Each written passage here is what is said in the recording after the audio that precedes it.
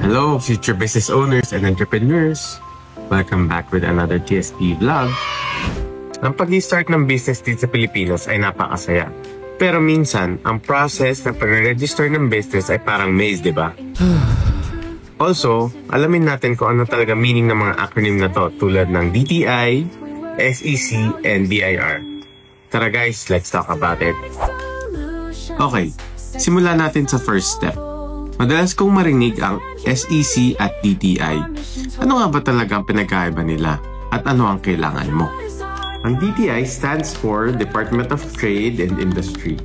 If you're gonna start a business na sole proprietorship, meaning ikaw lang ang nag-iisang may-ari ng negosyo, dito may paparegister yung business name mo.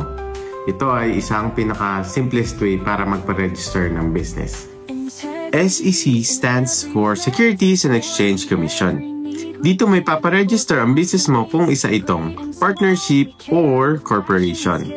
SEC ang agency na namamahala ng mga company and they make sure na ang company ay nagpo-follow ng corporate laws. Kapag may DTI or SEC registration na, what's next? Dito na papasok yung BIR. Ang BIR ay isang agency ng government na responsible sa pag-collect ng mga buwis. Pagkatapos mo magpa-register sa DTI or SEC, kailangan mo rin ipa-register ang business mo sa BIR. Dito mo makukuha ang tax identification number and mga official receipts.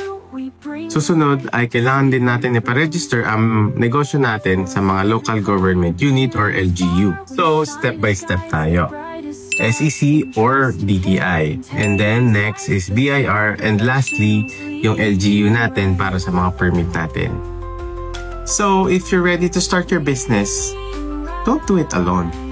Let our expert help you with your business registrations. See you guys in the next vlog.